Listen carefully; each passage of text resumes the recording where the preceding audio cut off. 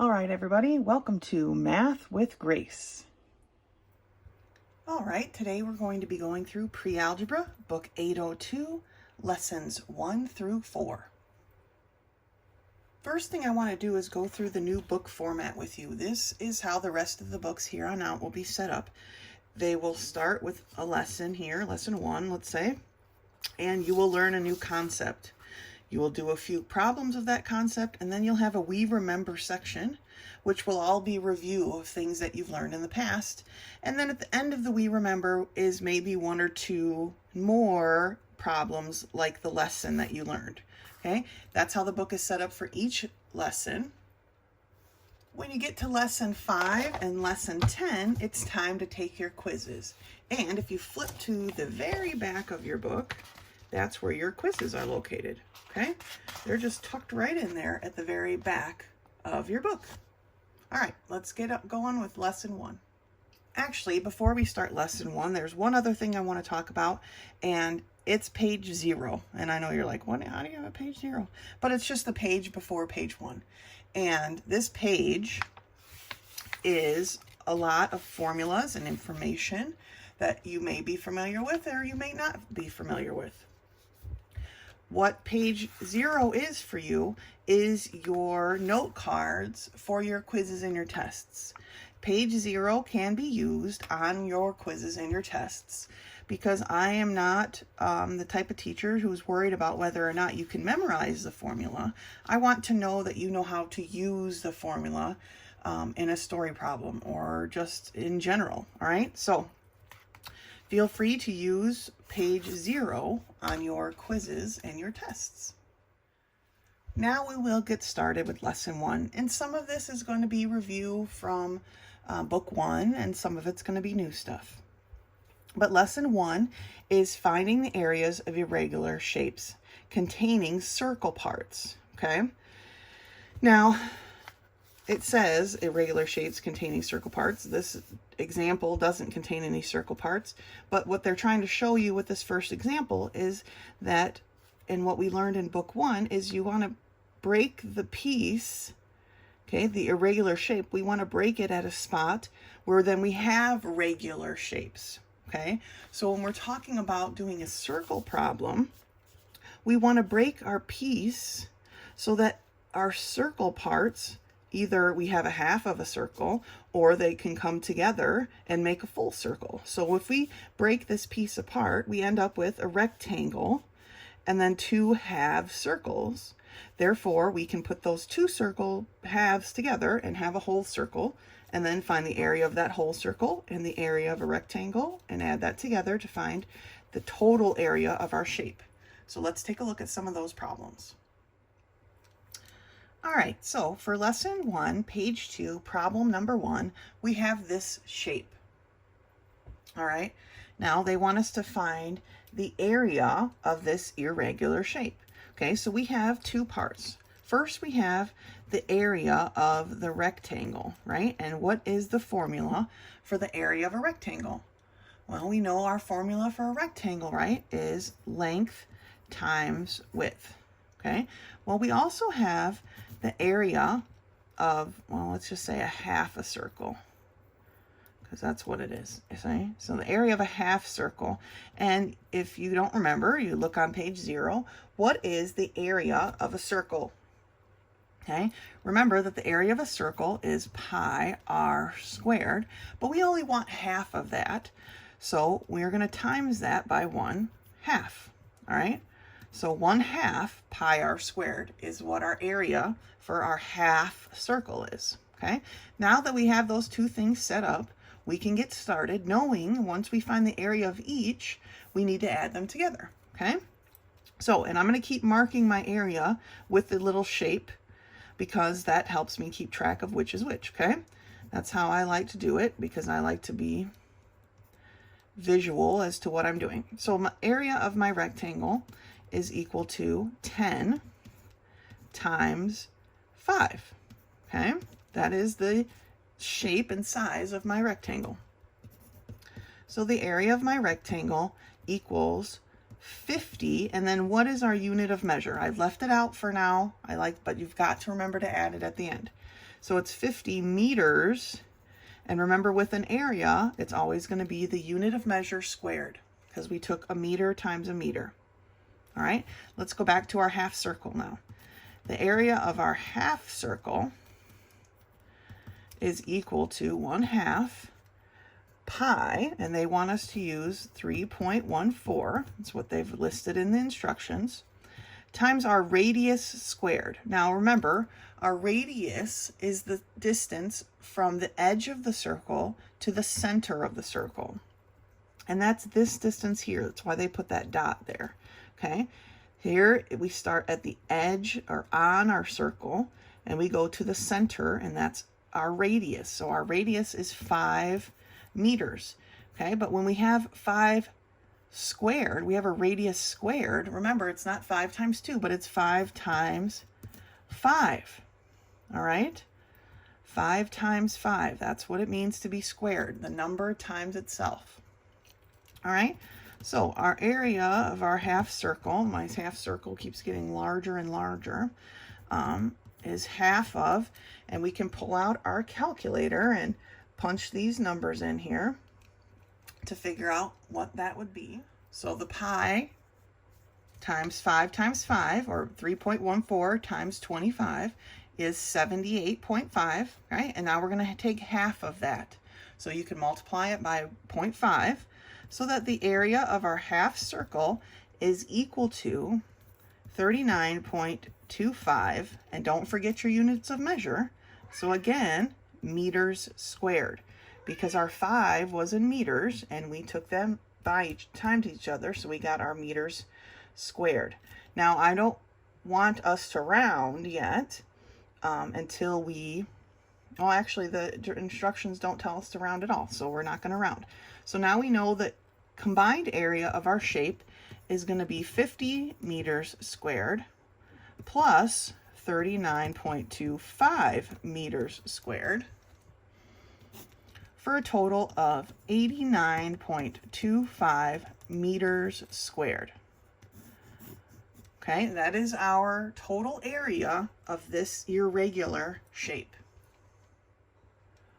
Looking at problem 2, which is on page 3, we have a shape here and they just want part of it. Sometimes we will be given shapes, and there's an example at the top of page 3 that looks like this. It's a square, right, with a circle in the middle, and they want the outside shaded part. They want the area of that. Sometimes we're given a shape and we only want area of part of it, and so sometimes we have to do some subtraction, but not necessarily in this case, because here's what we have, right? We have a circle, and our formula for the area of a circle is what? Well, we used it up here, remember? Here. It was pi r squared. That's our formula for the area of a circle. Now, how much of this circle do we want? The area, the actual area of. Okay, it's broken into parts. How many parts? It's broken into 1, 2, 3, 4 parts, and we want one of those 4 parts. So we want 1/4 of the circle.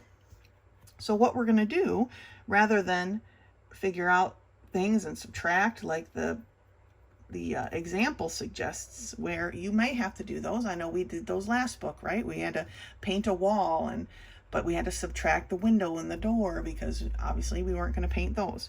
But here, all we have to do is take 1/4 of, and I wrote a half because I'm ridiculous, 1/4 of this shape. 1/4 of, the word of, remember, means to multiply. So if we multiply our formula by 1/4, we will get the area of 1/4 of our circle.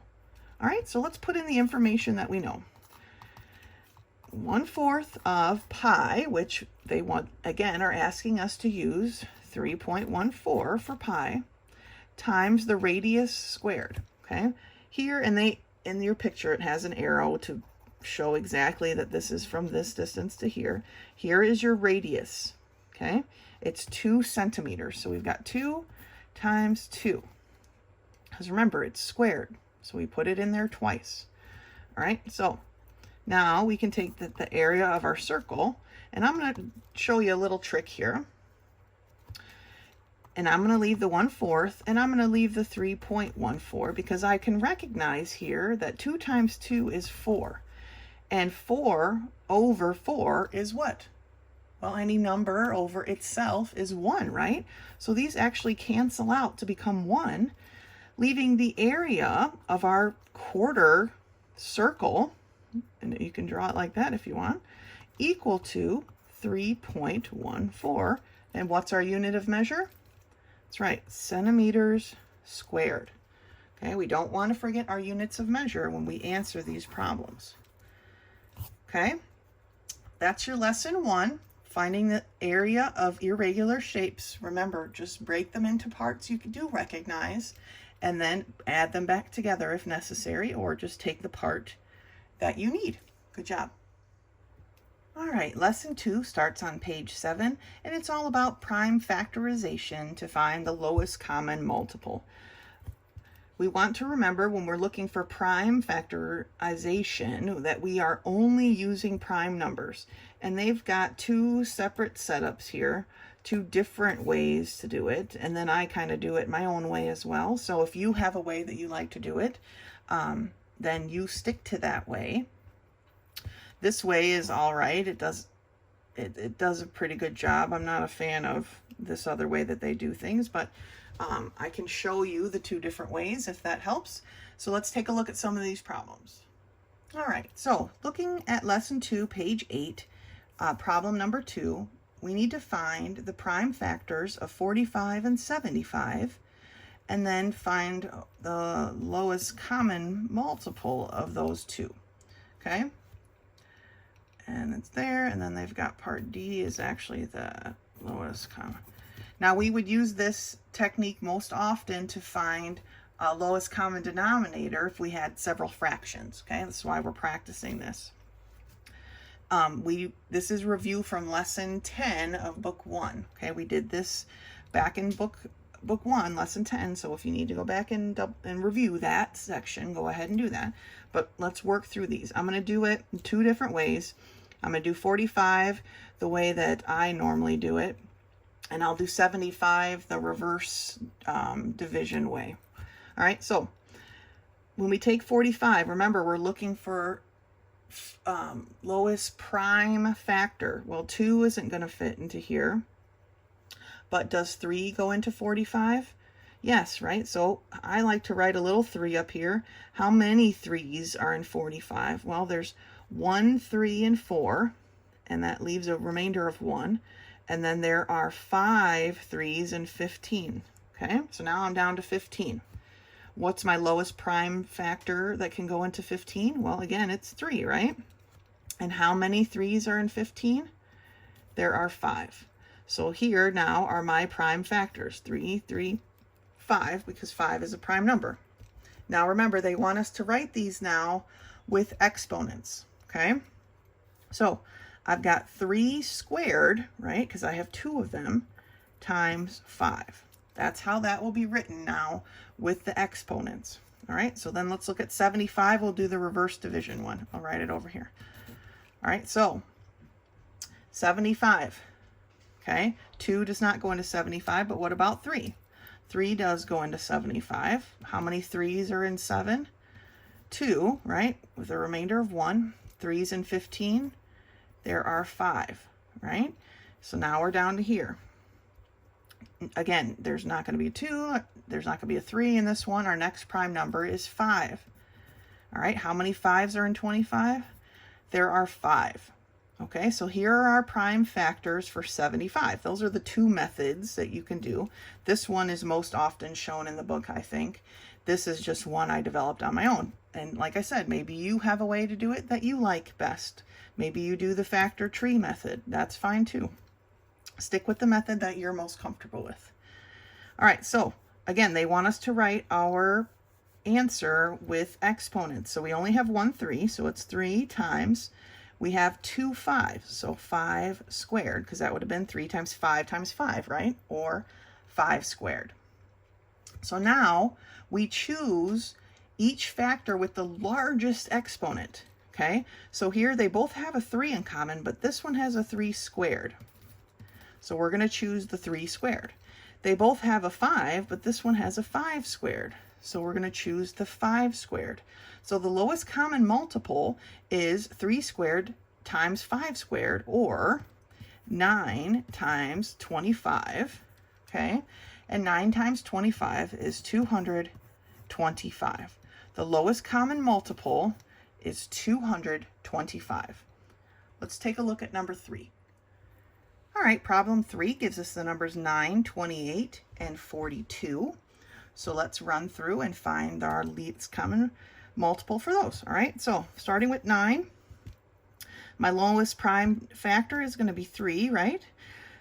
How many 3's are in 9? Well, there are 3. So I'm done, right? These are my 2 prime factors, so 3 squared. Looking at 28, it's an even number, so we know immediately that 2 is our first prime number that will go into that. How many 2's? Well, there's 1, 2, and 2, and there are 4 2's and 8. So now we're at 14, which again is an even number, so 2 again. How many 2's are in 14? There are 7. 7 is a prime number, so we're done there. All right, so when we write that, since we have 2 2's, or 2 times 2 is 2 squared times 7. All right, let's take a look at 42, and I'll do 42 the reverse division method, okay? 42 is an even number, so we know that 2 goes into that. How many times does 2 go into that? Well, there are 2 2's and 4, and 1 2 and 2. So now we're at 21. 2 does not go into 21 evenly. Our next prime is 3. 3 does go into 21, and it goes into 21 7 times. Okay, so those are all prime numbers, so we're done with that one. So it's 2 times 3 times 7. Okay, now, these two numbers have a 2 in common, so we choose the 2 with the highest exponent, or 2 squared, all right? These two numbers have a 3 in common, but this one's a 3 squared, so we're going to choose the 3 squared. And then these two have a 7 in common, so we just pick a regular 7. All right, now we multiply those things together, or basically 4 times 9 times 7, okay? 4 times 9 times 7 is 252. So that's our lowest common multiple of 9, 28, and 42. All right, let's take a look at number 4. All right, number 4 wants us to find the lowest common multiple between 44 and 66. Let's start with the 44. 44 is an even number, so we know 2 goes into it, and it goes in 22 times, okay? 22 is an even number, so again, our prime is going to be 2. How many 2's are in 22? There are 11, right? Okay, and these are all our prime numbers now, so we would write that as 2 squared times 11. All right, looking at the 66, okay, it's an even number, so we know that 2 goes into 66. How many 2's are in 66? Well, there's 3 in one 6 and 3 in the other, so 33. 2 does not go into 33 evenly because it's an odd number, but I would think 3 does. And how many 3's are in 33? There are 11. So our primes for 66 are 2 times 3 times 11. Okay, now we're just going to gather up one of each with the highest exponent. So our highest exponent for our 2 is our 2 squared. 3, well, we only have the one 3, so it goes here. 11, 11. Okay, so we've got 4 times 3 times 11, because we got to work that square out. 4 times 3 times 11 is 132. 132 is our lowest common multiple between 44 and 66. So that's your lesson on lowest common multiples. Remember to carefully find each of your prime factors for your number. Then you choose each one with the highest exponent. You got to choose one of everything that's available, but you choose the one with the highest exponent. And then simply simplify or multiply it out to get your answer. Lesson 3 starts on page 12, and it's all about distributive property with negative numbers. Distributive property means that there's one or possibly more than one number times something in the parentheses, right? When we distribute, we make sure we multiply what's on the outside by every part of what's on the inside. And that includes its sign, okay? Its sign is stuck to it, just like this sign is part of this 8. This sign is part of this 3. Okay, n doesn't have a sign written in front of it, so we just assume it's positive. That's what we do, right? We don't have to write a positive in front of it. That's just implied. So when we distribute, we want to make sure we take -3 times n and -3 times -8. And that's how we end up with our answer, okay? Looking at the other example, we've got -6 times 2n plus 4. We distribute, I like to show my error. They do it underneath. I do underneath for division, but we'll get to that later. Multiplication, I like to show my little loops on top, okay? So I want to make sure I take -6 times 2n and -6 times a positive 4, or just 4. And that leads us to -12n minus 24, okay? Let's take a look at some of these problems. All right, lesson 3 starts on page 12. We're looking at problem number 1. 1a is asking us to simplify -2 times the quantity n minus 4. So what we're going to do is -2 times n plus -2 times a -4. Okay, that's what we're doing when we distribute. Okay, to simplify this would be -2n, right? A negative times a negative is going to give us a positive answer. 2 times 4 is 8. So our answer for A is -2n plus 8. Let's look at B. We've got 6 times the quantity n minus 7. Well, let's look at the two parts we need to do. We need to multiply it by both parts. So we've got 6 times n plus 6 times a -7. All right, well, 6 times n is just 6n. 6 here, we've got a positive times a negative. That's going to give us a negative answer. 6 times 7 is 42. So for part B, we get 6n minus 42. Let's look at part C. Part C is -3 times the quantity n plus 5. Same as -3 times n plus -3 times 5, right? -3n is just -3n.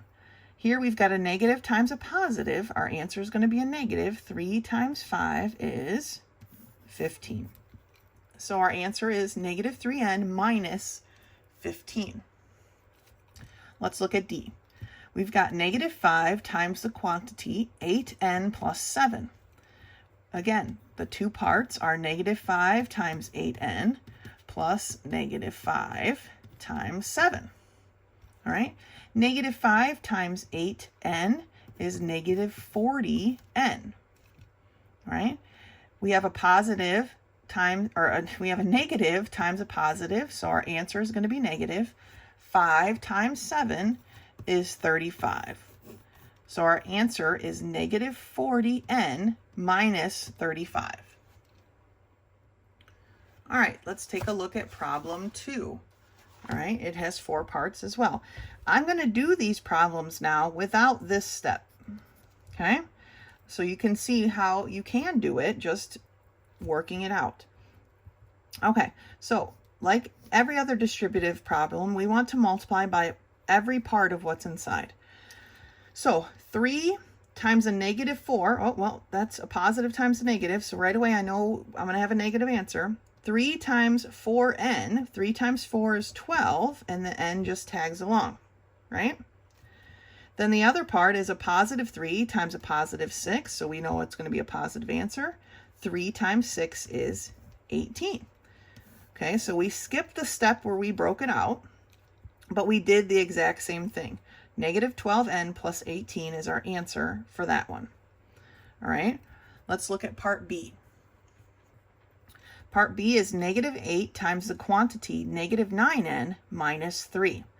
we want to multiply -8 times both part of our quantity in the inside the parentheses. So -8 times -9 is going to give us a positive answer. We don't need to write that since it's out front, but you can if it helps you. 8 times 9 is, right, 72, and the n just tags along. Now we have -8 times -3, which is going to give us a positive answer. 8 times 3 is 24. So we have 72n plus 24 as our answer. Let's look at part C. 5 times the quantity, 6n plus 1. There are no negatives here, but we still want to make sure we multiply our 5 all the way through to both parts. So 5 times 6n is the same as 30n, right? 5 times 6 is 30. 5 times a positive 1 is a positive 5. So our answer for that one is 30n plus 5. Let's look at part D. Now you'll notice part D has a star next to it. If you see a star, then you know that that problem is a little bit harder. But it's nothing you can't handle because you're killing it out there. So let's take a look. We've got -n times the quantity 3n plus 4, right? We want to make sure we take our -n times both parts of what's in the parentheses. So -n times 3n is going to be a negative answer, right? We've got no coefficient here, so our 3 doesn't change, but our n's do. N times n is the same as n squared. Okay, n times n is the same as n squared. So our first term is -3n squared. The next term is going to be -n times 4. Well, a negative times a positive is a negative. Again, there's no coefficient. We've got that invisible 1 out there. 1 times 4 is 4, and then the n just tags along. So our answer here for our starred super hard problem is -3n squared minus 4n. Great job. That's lesson 2. When we distribute, we want to make sure we multiply what's on the outside by every part of what's on the inside, and then put them together in their simplest form. Good job. All right, lesson 4, our last lesson for today, starts on page 16, and it's all about profit and loss. Okay, there's just a couple of terms you need to understand. Profit is the money a business earns. Okay, it's the money that they earn after everything else. It's what they have extra, basically. Income is the money received for products sold or services performed. So income is the money that people pay them to do a service for them or pay them to purchase something at their store. Okay, and expenses are the costs of buying the products to be sold or the costs involved in providing services. That could be the cost for products they needed to fix your house, okay, or the cost of having a store and the different things that requires. Okay, these are all expenses, money you have to pay out, basically the business's bills. All right, so when we're talking about profit and loss here at the top of page 17, our income minus our expenses equals our profit. Okay, income, basically what people paid us, minus our expenses, which is our bills, equals our profit. How much did we get left over? Okay, and to figure that out, we need to it's just a subtraction problem. Okay, and what we want is to subtract those from each other and get a profit, which means a positive number. But sometimes when we subtract those from each other, we have a loss, which means our answer is a negative number.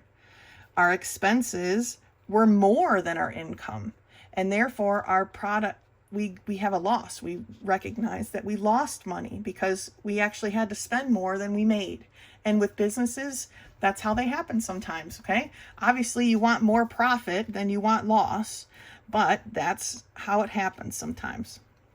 When we recognize a loss, we want to draw it in parentheses. That shows us that we had a loss. We don't have to call it negative because we don't deal with negative monies, but we mark it with parentheses to show, hey, we lost money here. We did not make more money than we spent this time. So let's take a look at some of these problems. All right, so lesson 4, page 17, problem number 1. It tells us that they have an income, this business has an income of $560, and their expenses were $235.75. So remember, we want income minus expenses to equal either our profit or our loss, okay? So, did we make more income than expenses? Yes, right, we did. So we know that we're going to have a profit. All right, well, what is that profit? Well, we're going to take 560 and subtract 235.75. Use our calculator, and you're going to find out that their profit is $324.25. Okay, now remember, we're working with dollars, so make sure you have a dollar sign present in your answer. All right, so that's it. Simple profit and loss. All right, let's take a look at number 2. Number 2 tells us that our income, and I'm just going to call it an I and an E, okay, profit loss. Okay, our income is $1,550, and our expenses were $1,639. Okay, just looking at the numbers, are we going to have a profit or a loss? Well, if we look at our formula, income minus expenses, right? We spent more money this time than we made. So this is actually a loss this time, okay? We're still going to take 1,550 minus 1,639, and I know the book tells you to do it the opposite way, but it really doesn't matter either way. Just know that your negative number doesn't need to be listed that way. It just needs to be shown as a loss. I like to keep things in order. That way we don't have to try to remember which order to do it in. So when we do this on our calculator, we see that it comes out to a negative $89, right? Well, like I said, we're not dealing with negative dollars, so we're going to write that in our parentheses as $89 loss. Okay, this time we lost money. We lost $89. Let's take a look at number 3. 3 tells us that our income is $4,369, and our expenses are $4,963. So we had $4,369 in income, but where our expenses were $4,963. So do we have a profit or a loss? Right off the bat, without doing any math, we have a loss, right? Again, our expenses were higher than our income. So again, to figure out what the difference is, we take our income and we subtract our expenses. All right. Simple math problem. Do it on your calculator, and you'll find out that our loss was $594 even. All right. So we lost this time $594. All right, number 4. Number 4 tells us that our income was $89.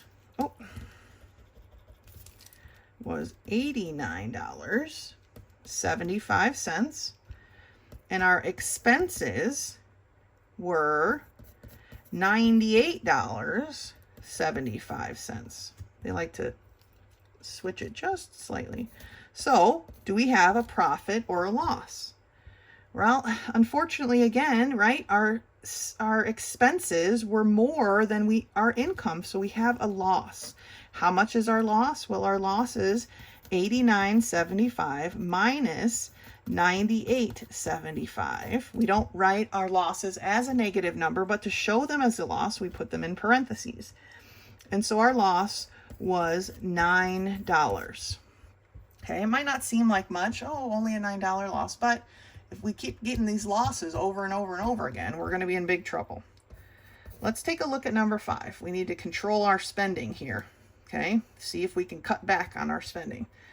For number 5, our income is $2,345, and our expenses are $1,658.95. So do we have a profit or a loss? Well, this time our income is more than our expenses, so yay, finally we have a profit. Okay, does our profit make up for all these losses? I don't know, but we have a profit finally. So to figure out what our profit is, we take our income of $2,345 and we subtract our expenses, $1,658.95, and we find out that our profit this time is $686.05. Okay, so this is the lesson about product or profit or loss. Okay, we always want to take our income, subtract our expenses to figure out whether we have a product or a profit or a loss. If it's positive, it's a profit. If it's a negative, it's a loss. We don't mark negative dollars, so we put them in parentheses that show that they are a negative, that they are a loss. Okay, and that's your profit loss. That's it for our video for this week. So until next time.